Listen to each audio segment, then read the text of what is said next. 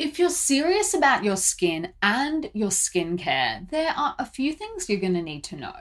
Once you've worked out your skin type and how to patch test new products to check for any allergies, the next thing to do is to take a look at the list of ingredients on your skincare products. Confused? Let's break down the ingredients label for you. Welcome to the Korean Beauty Show podcast. I'm your host, Lauren Lee, founder, product manufacturer, and podcaster. And here on this podcast, we are going into everything you need to know to perfect your skincare routine.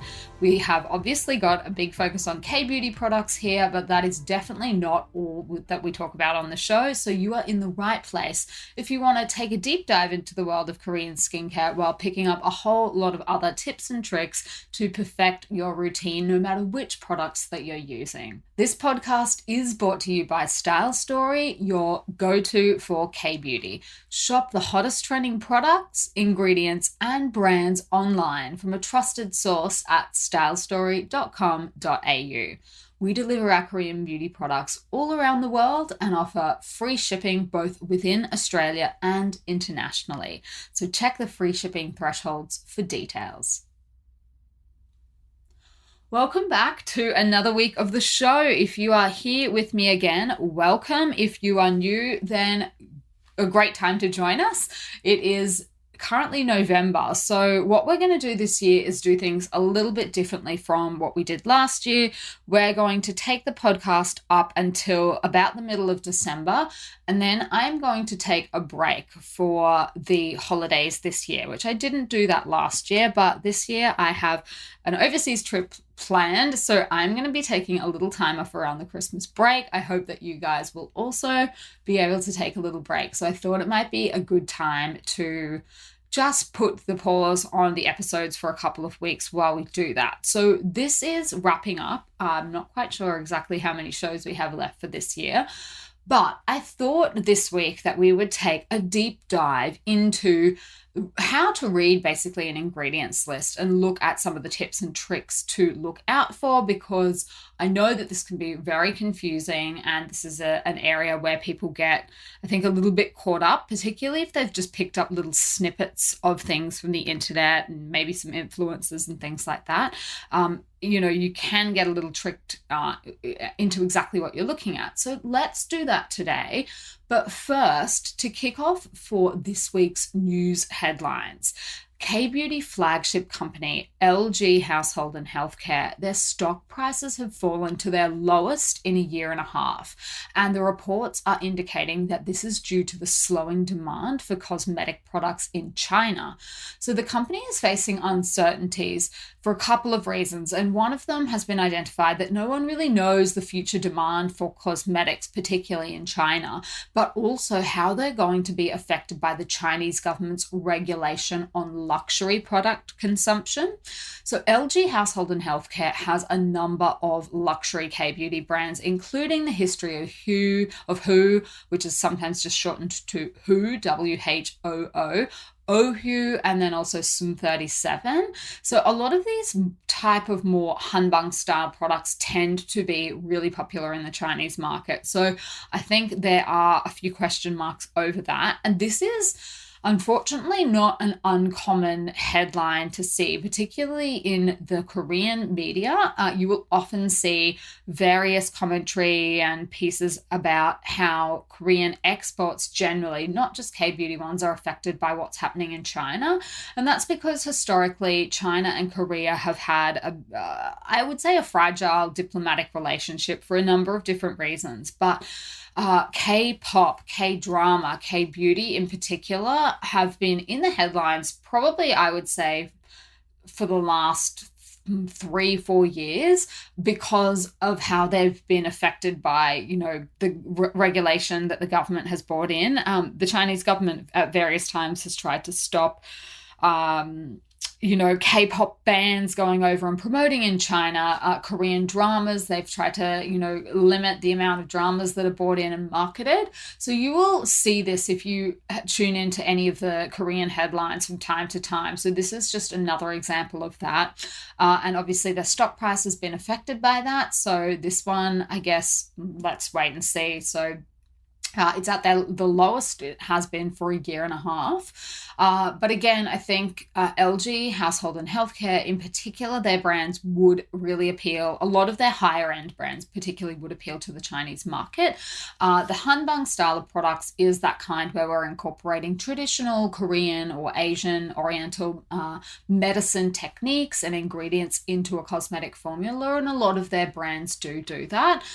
So that was an interesting one that hit the headlines this week. Now, a great question of the week that I received through Instagram actually was from one of our listeners, and she said, I have mature skin. I'm 45 years old.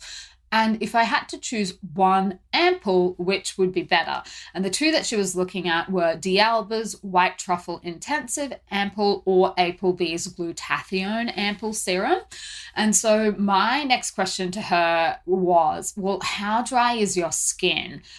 Because I think that would probably be the key difference in the two that you're looking at the texture of them. And based on what her response was, I said that I would recommend the D'Alba White Truffle Intensive Ampoule for her skin. And so this basically, it's a really, really beautiful product and particularly great for dry skin. It's not just for mature skin, but it just has this really deeply nourishing texture. It's an ampoule basically that's designed to revive fatigued skin. It can help reduce the appearance of wrinkles, improve your skin's texture. And it's just got a lot of really great ingredients for dull, dark, patchy, that kind of skin that's also on the drier side. So just some of the ingredients that I love in this product include the white truffle extract. It's got inositol, which helps protect the skin against moisture loss. It's then got panthenol, which is a great ingredient for moisturizing and also softening the skin, caviar, and niacinamide, which you will know is a really just great all-round ingredient for a whole heap of different skin issues, skin tone, fine lines, wrinkles, dullness, a weakened skin surface. It's great for the pores. Niacinamide is just an all-around good guy. So that was my recommendation to her, and she actually suggested that I share it on the show, so that's what I'm doing. If you also have a question that you would like answered, if you have, maybe you're tossing up between a couple of different products, you can always feel free. There are so many ways you can get in touch. You can get in touch with me on Instagram. I am at lauren.kbeauty, or you can always come through onto the Style Story website, stylestory.com.au, and just pop your question in our contact form and one of the team will get back to you. That is literally what we're here for. So don't be shy if you do have a burning question. All right, so let's get into the nuts and bolts of decoding an ingredients list. Look, I remember the first time that I sort of tried to start working out what was in my products. And if you feel like you are looking at a foreign language, you're not alone. And that's because sometimes you may actually be looking at a foreign language. And that is because sometimes some ingredients are listed in their Latin name. So you are technically looking at a bit of a strange language. So ingredients are listed by what we call their INCI names, INCI. And that is why there's a Western skincare brand at the moment calling themselves the INCI list with a slightly different spelling, but that's where they got that from. So they're basically riffing off an ingredients list. So look, I did not know a whole lot about skincare ingredients either when I started my skincare journey. And the reason that I now consider myself a little bit more knowledgeable on this is because we are obviously a company that imports cosmetics from Korea to Australia. And in order to do that, we need to actually comply with the Australian chemical and ingredients laws. And Australia has one of the strictest regimes in the world for imported cosmetics. It's not a place that has like a list of banned ingredients necessarily. So you go and just check everything off and okay, as long as it's not banned, you can bring it in. What you actually have to do is run through every single list and then check it off against a whole raft of different legislation. So it's actually an extraordinarily time-consuming process. We need to learn what's in every single one of our products down to the last ingredient. We need to know its function in the formula and also how much is in the formula. We sometimes even need to know the extraction process used and the molecular structure of some of the ingredients. So what that means is over the years, I have spent personally so much time just dissecting ingredients lists, working really closely with the cosmetic companies that manufacture the products, obviously, and also their chemists, because if the government agency that's in charge of this needs a little bit of extra information, oftentimes the brands and we will have to go back to the manufacturer and ask them. So the average consumer doesn't need to know that much about their cosmetics in quite so much detail. So I have picked up a lot of these just from literally reading. I reckon at this point I would have read thousands of ingredients lists, and that's just what's required to do this. I know that not everyone does this. Not all importers do this. Not all of them tick all of these boxes when they do it, but we do. So that's how I have come to know so much about ingredients, actually probably more than I would like to know sometimes. I'm not a chemist, and sometimes when I'm discussing molecular structures with the manufacturers, I'm just like, oh my gosh, for someone that didn't even do chemistry at high level in high school, why am I doing this? But suffice to say, I've picked up a whole lot of tips and tricks, and so I'm going to share some of them with you. So the first thing that you need to know when you're reading a cosmetic ingredients list is that they are listed in their order of concentrations. So I see sometimes people say things like, Korean cosmetics lists can just be in any old order, and that's not entirely true. There are a couple of differences in how compounds are dealt with in Korea as opposed to, say, in the States. And that's why sometimes they'll be listed in a slightly different order, but it is not accurate to say that Korean ingredients lists can just be put in any old order. And I see some people kind of suggesting that. So that's not entirely true. So look, this is how it works, and this is what the Australian regulations are. What you need to do is have them in the list of the highest ingredient to the lowest ingredient, but the exception to this is any ingredients that make up less than 1% of the formula, and they can be listed in any order the manufacturer likes, with the exception of colorants, which must come last. So basically, your ingredients list will be listed in the order of the most concentrated ingredient to the least concentrated, but when it gets to things that are under 1%, then you can kind of just have them in any order. And that's because in general, anything under 1%, it's just not the bulk of the formula, so it's not as important. The key takeaway as a consumer is that the first 5 or 6 ingredients obviously will make up the bulk of the formula. So when you're looking on the back of the product, the first 5 to 6 are going to be what's in it. But there are a whole lot more tips and tricks to just looking at the first 5. So I will go into some of those. Now, don't be put off by the names. Obviously, as I mentioned, cosmetic ingredients are required to be listed by their INCI names. And INCI, I-N-C-I, what that stands for is the International Nomenclature of Cosmetic Ingredients. So it's basically just a naming system for ingredients that uses their scientific names. And the key one that you'll see that have their scientific names on them are the plant ingredients. And that's because plants in the wild as well, that they have a colloquial name sometimes, and then they also have, the genus, the species, all of that, which usually is written in the Latin version. So things like Centella asiatica, which is Cica, that's how you'll see it appear on the back of an ingredients list. It will be listed as Centella asiatica leaf extract or Centella asiatica water or something like that. And that's why, if you flip the product over to the front, it'll say contains Cica. And then you look at the ingredients list and you're like, where? Well, you're going to have to look for the Latin name for those kind of things. Aloe barbadensis, which is aloe vera, Camellia sinensis, which is green tea. They're just some of the common Latin names that you'll see, particularly in K-beauty products. So yeah, sometimes they will have what it is in English in brackets. So that's a little one that you can keep a lookout for. But otherwise, most brands that I see, they will have picked out what they consider to be the star ingredients in the formula, and they will have translated those. So rather than saying this product contains Camellia sinensis, they'll say this product has green tea in it. So that's just one little trick to look out for. If you can't find the ingredient on the back, it could be because it's listed by its Latin name. Now, this is one of those myths that I see a whole lot, and that is that when you're interpreting an ingredients list, if you can't pronounce the name, then it must be bad for you.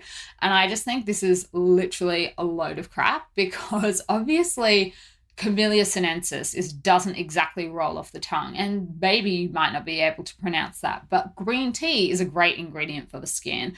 Same with something like niacinamide. That is a little bit of a mouthful, but again, a good ingredient. So that is just, it has absolutely no correlation and no bearing. I think that probably came about because people were like, oh, if it's really hard to pronounce, it must be artificial. That's just not true. So you can safely ignore that one. And the other thing is, the idea that natural ingredients must be better. So just 2 examples that I can give you of why that is just not at all the case. So on the one hand, you have an ingredient like citrus peel. Now, that's a natural extract, obviously. It's a fruit and it can even be eaten. But in some cosmetic formulas, depending on the percentage and what kind of formulation it's in, if you put it on your face, it can actually make your skin more sensitive to the sun. And depending on the formula, like really, really quite sensitive. So that's a natural ingredient that's not always going to have great results. So that busts that one. And then on the other hand, you have something like hyaluronic acid, which has acid in the name. And if you didn't look any further than that and hadn't heard of the ingredient before, you'd be like, well, obviously I'm not going to put an acid on my face, but it's actually a humectant. So quite misleading. It's a water binding ingredient. It draws water to the skin. It's an excellent moisturizer and has none of the properties of the other acids that we typically talk about, like your AHAs, your alpha hydroxy acids, your BHAs, your beta hydroxy acids, or your PHAs even. So it's a totally different class. So there definitely is a real art to reading an ingredients list, but that's just a couple of the ones that I often see is like the idea that natural is better if you can't pronounce it or if it looks scientific. You can just throw those out. That is just not true. It's that it doesn't work like that. If only it was that simple, skincare would be a lot easier, but it's not. So after the break, I am going to run you through some of the things to look out for that you might want to know what they actually are if you see them in a cosmetics list. But first, let's go and have a look at some of the product reviews that have been left for Korean beauty products on the Style Story website.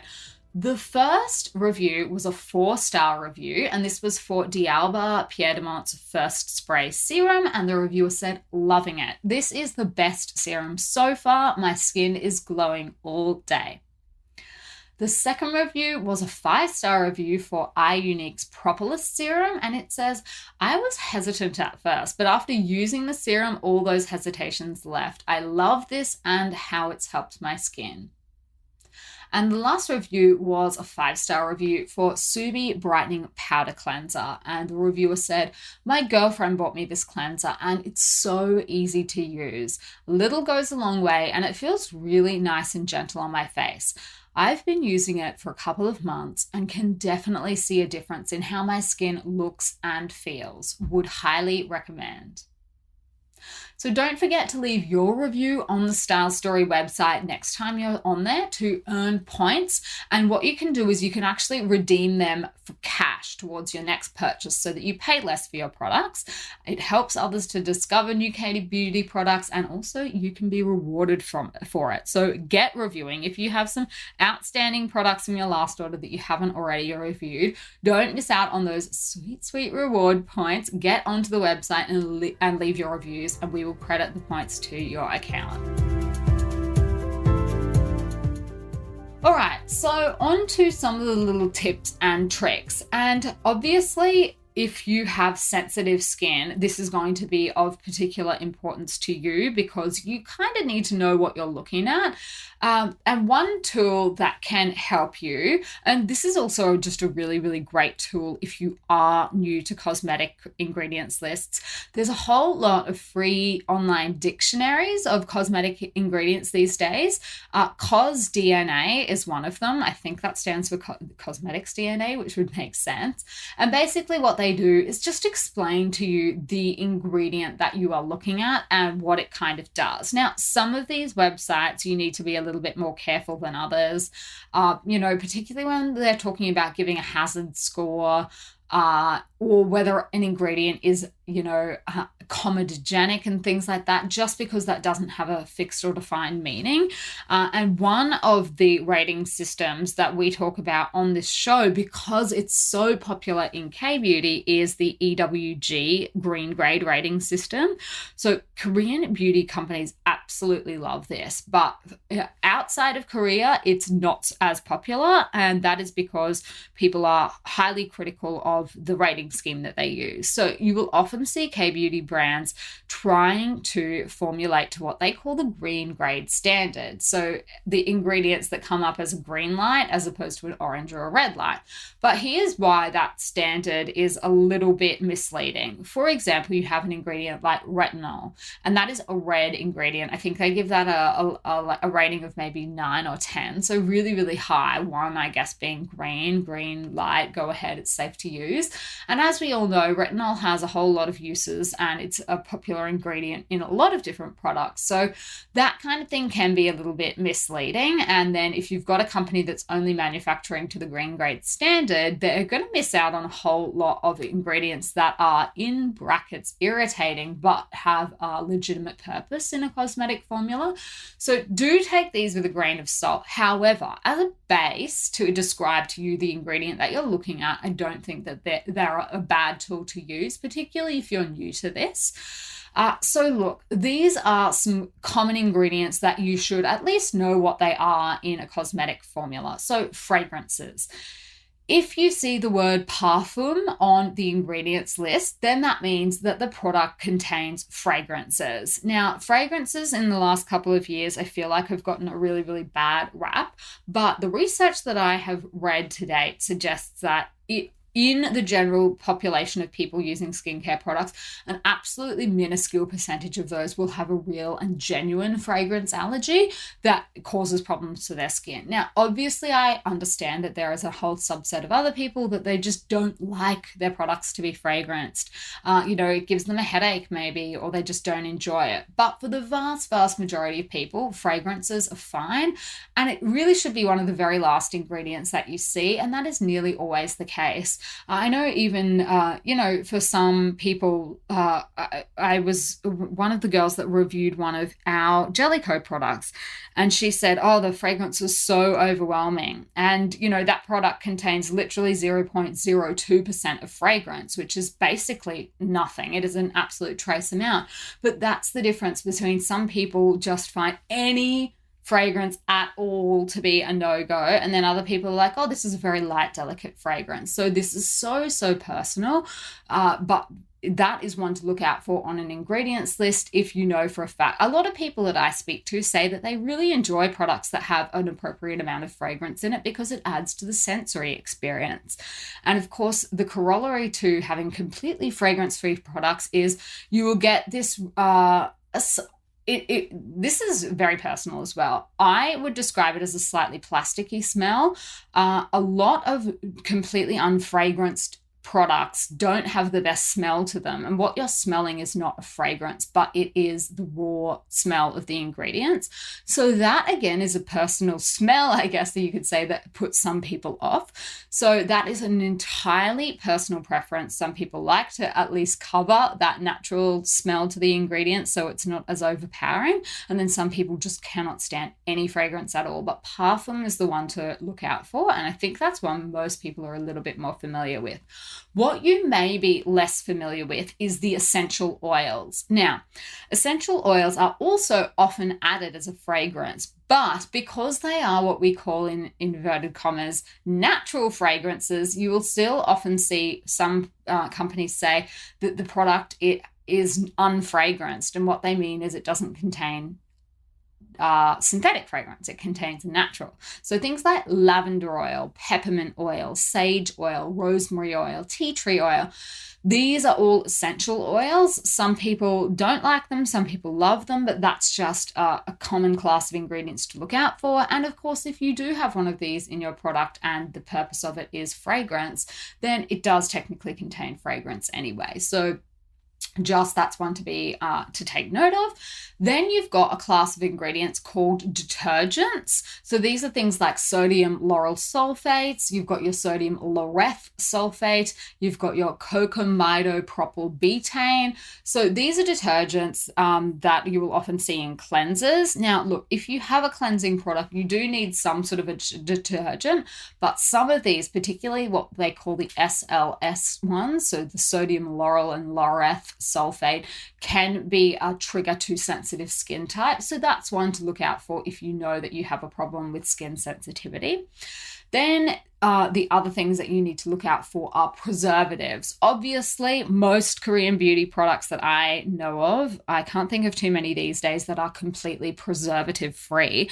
And that is because we rely on our preservatives to preserve the product for longer and make it stable when it's on the shelf. But some people do have reactions to some common preservatives. So it's just good to know which types of preservatives are being used in your products. Some to look out for if you do have skin sensitivities are things like your benzyl alcohols, phenoxyethanol, and then sodium hydroxymethylglycinate. So don't worry about writing these down. I will have them all on today's show notes, which will be on thekoreanbeautyshow.com. But that's just to, I guess, let you know a couple of different classes of ingredients that you will find in your cosmetic products. Obviously, every product is so different that, this is a really, really long, complicated topic. So we're not going to be able to cover all of it in just half an hour, but I'm just going to run you through some of the things just to keep an eye on when you are, just perusing. I think not everyone wants to become an expert in cosmetic ingredients, and nor do you need to, but it's always good just to have a little bit of an idea of what you're looking at. So when it comes to the concentrations of the key ingredients, you'll often hear people say things like, it's worthless if it's at the end of the ingredients list, or it's, pretty useless if it's in the middle. And it just doesn't work like that. And the reason is because certain ingredients work at lower concentrations. For example, niacinamide, it works very effectively even at 2 to 5%. So you will often not see that in the top 5 or 6 ingredients, and that does not mean that it's useless at all. It is quite effective at those lower concentrations. Things like salicylic acid obviously works at even a concentration below 2%, and retinol can be effective even in the 0 point something percent. So that is just not the best way to work it out. But it is true that the top 5 to 6 ingredients do make up the bulk of the formula, but it just doesn't end there. You can't tell just from those 5 or 6 whether the product is going to be a good product. Now, another thing to take a note of, and we did touch on this last week in our scary skincare special, was things like claims like natural or clean. So unsubstantiated claims, those kind of things are not regulated a lot of the time, nor are terms like organic and hypoallergenic. And that one kind of surprises people. So obviously, organic, there's a whole rating system that is not regulated at a government level, and you can go and apply to have certain ingredients certified as organic, but it's often not regulated at the legislation level. So that is one to look out for. Cosmetic companies in general are free to label their products as organic or natural if they contain organic or natural ingredients, but obviously they might contain some others that aren't. Now, there are ways around companies just completely making things up. There are obviously misleading and deceptive practice laws to stop that kind of thing. But I think the key thing is when it comes to claims like natural or clean, first, natural is definitely not always better. There are plenty of natural ingredients that are just not good for the skin. Things like lemon juice, baking soda can be very disruptive to the skin's natural pH level, depending on how they're being used. They can cause inflammation and barrier damage. The other thing is, we've spoken about this. If a product is completely natural, which is very rare these days, meaning like free from preservatives, it's going to go off really quickly, which means you're either going to have to use it all up really quickly or you'll be throwing it out half full, which would make me really mad if that was me. But it's just not commonly a way that products are made. So, people saying that, oh, this is a natural product, like, what does that even mean then? So just be really a little bit cautious, raise a little bit of an eyebrow when you see terms like that, particularly clean beauty. I won't go into that again this week, but I have some pretty big problems with that, the way that that's marketed and the dichotomy that sets up between clean and unclean. I just don't like it in cosmetics. I don't think it's accurate. So yeah, there are a whole lot of little tips and tricks to look out for when you are reading your ingredients lists. And I know it can seem confronting, but I think particularly if you do have something like sensitivities or allergies, it can help you avoid making a purchase that doesn't work for you, which is really good.